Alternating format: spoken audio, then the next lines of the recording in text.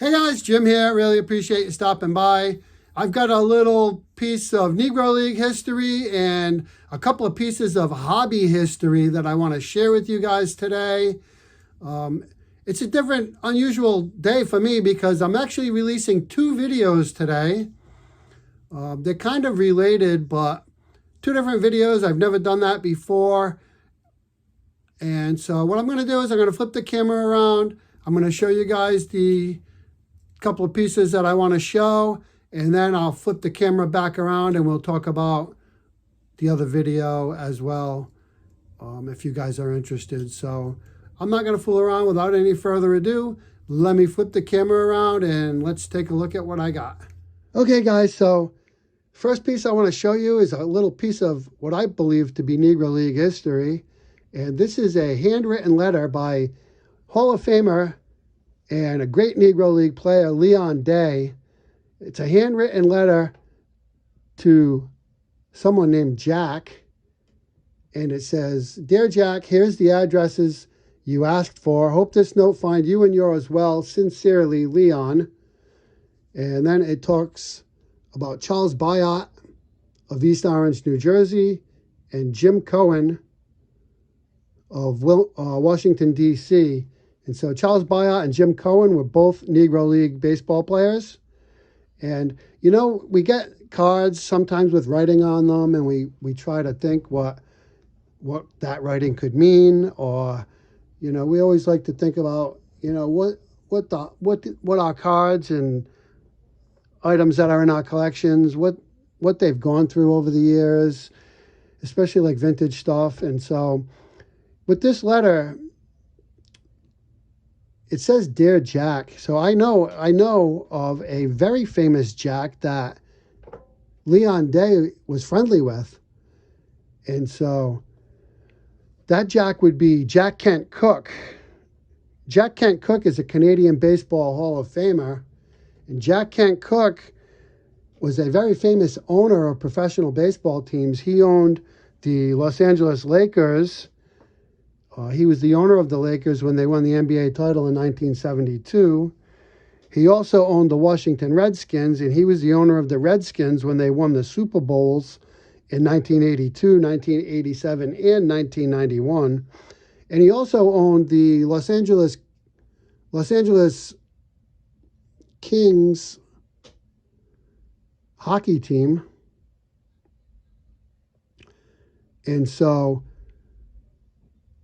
the thing with Jack Kent Cooke is when he originally started out in his career in 1951, he purchased the Toronto Maple Leafs baseball team, which was a minor league professional baseball team. They played in the International League. And immediately upon purchasing the Toronto Maple Leafs baseball team, Jack Kent Cooke announced that he was going to integrate the team. And within 2 weeks, he had signed Willie Davis and Leon Day. And so Leon Day played for the Toronto Maple Leafs baseball team under Jack Kent Cooke's ownership. And Willie Davis and Leon Day basically paved the way for future Black Maple Leaf players, including Sam Jethro and Elston Howard, who went on years later to also play for the Maple Leafs. So I think it's entirely possible that Dear Jack could be Jack Kent Cooke, and Leon Day is writing this note to Jack Kent Cooke and giving him addresses of two other Negro League baseball players. So I have no way of proving that, but to me, if that's the case, that's a pretty historic little piece right there. And even if it's not the case, it's still really a pretty cool piece in the hand of Leon Day, a great Negro Leaguer and Hall of Famer. And I did check with PSA and Beckett. I'm going to end up sending this off to get authenticated through one of them. Not sure which one, but both of those companies will authenticate this, even though it's not signed his full name. It just says Leon. But just checking other signatures that have been authenticated, that's clearly his handwriting, his name, Leon. He signs it just like that. And it's obviously his handwriting, so it should be very easy for them to authenticate this. And in addition to that, the seller I bought this from is a very, very well-known and respected seller of autographs, and they've guaranteed me that if this for some reason didn't pass authentication, that they would completely guarantee it. So there's that. Just a pretty cool piece. Really happy to have that and share that with you guys. Kind of a fun little thing. But next up, I want to talk about our wonderful hobby and a pioneer of our hobby, Lionel Carter. And Lionel Carter was just an amazing collector, an early collector. He started collecting in the mid-1930s, and he collected cards straight from the packs.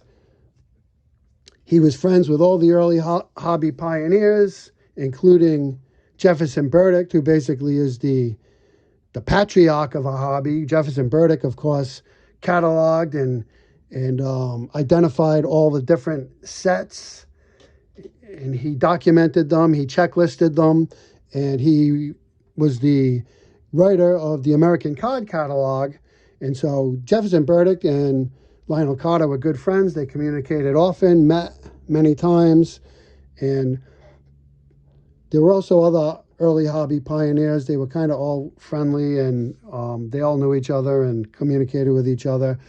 But the thing that set Lionel Carter apart from a lot of the other guys, like Jefferson Burdick, he donated his entire collection to the Metropolitan Museum of Art in New York.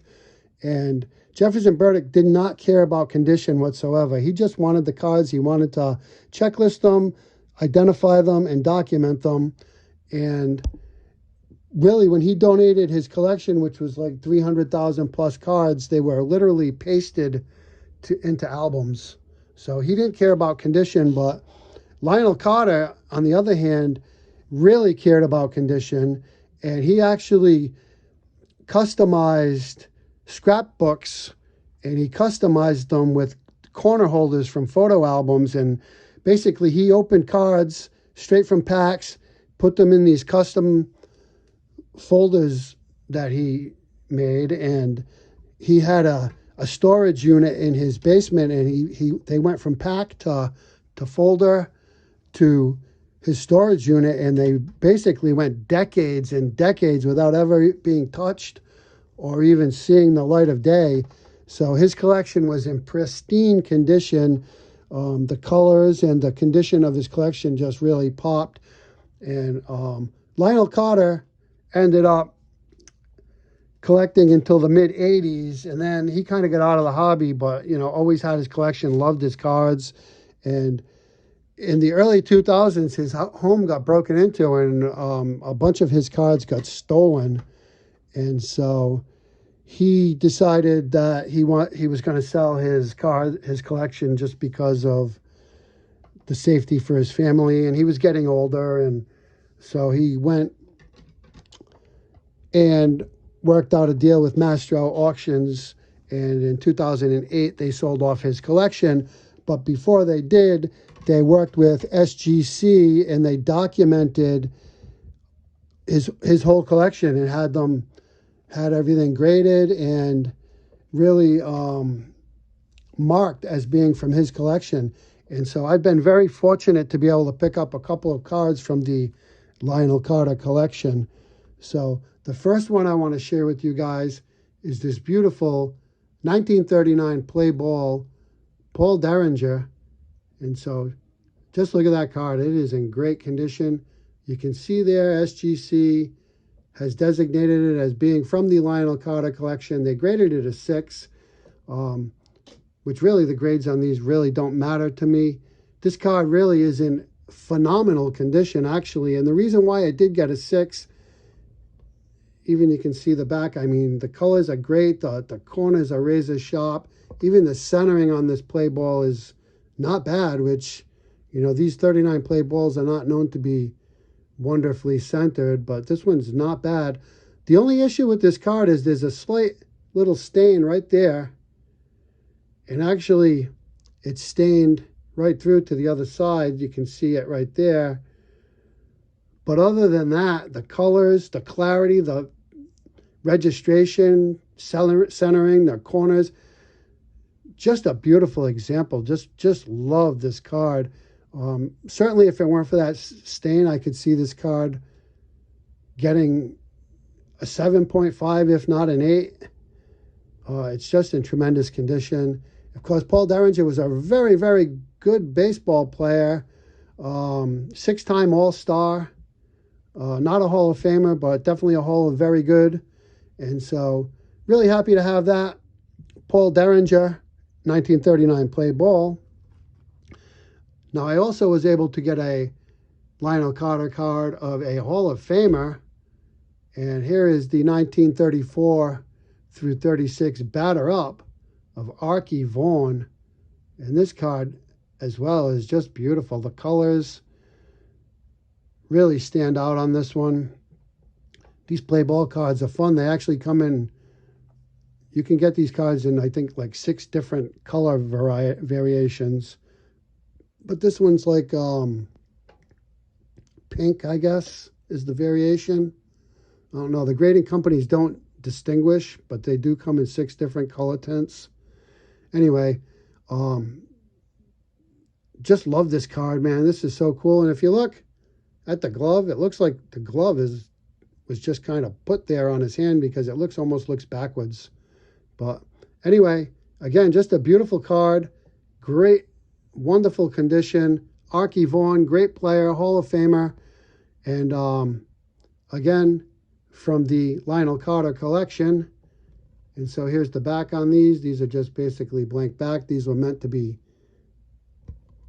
basically die cut, so these should be popped out somehow, and I guess maybe you can stand them up. I'm not really 100% sure, but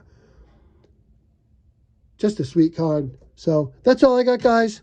Appreciate your time. Thanks for listening to me talk. I'm going to flip the camera around. I've got a great video that I found that I've released on my other video. I'm going to talk about that for a minute. Links are in the description. Love your comments. Talk to you soon. Okay, guys, so I found a great video that interviews Lionel Carter back in 2007. It talks about Lionel Carter and his life and his collection. It also interviews him and his wife. And the video was originally produced by Mastro Auctions, who were the sellers of the Lionel Carter collection. Mastro Auctions is no longer in business. The guy who owned Mastro Auctions, Bill Mastro, was he was a slimy guy, and he was involved in fraud and shill bidding at his company and other things. Fortunately, nothing to do with Lionel Carter, but I'm not going to get into that. But really, the only way you can really see this video now is through a third party content creator, someone like myself, or somebody else on YouTube who actually reissues this video. So it's not my video. I just put it together and issued it to go along with this video for those that are interested in learning more about our hobby and more about Lionel Carter. I was going to include this all as one video, but I didn't want to overload people. Some folks just aren't interested in learning about that. Some folks may have already seen this video at some point in time and just want to see what I had to show here as far as the cards are concerned. So that's understandable too. So if that's not your thing, that's fine. But if you are interested, you want to learn more, go check out the other video. The link will be in the description. And also, I found a great article that was written shortly after Lionel Carter passed away in 2008. It was written by George Vrechek. And George was an author, a hobby columnist, basically. He worked for Beckett News, Sports Collectors Digest, and among other places, blogs and websites dealing with the hobby. So he was a very well-known hobby columnist. He's retired now, but he did this tribute article for Lionel Carter after he passed away. So I'm going to leave a link to that as well. So go on over, check it out. I'm sure you'll enjoy what you see there. And I will talk to you all soon. Thank you so much for watching. I really appreciate it. Always enjoy the comments. Talk to you soon. Bye for now.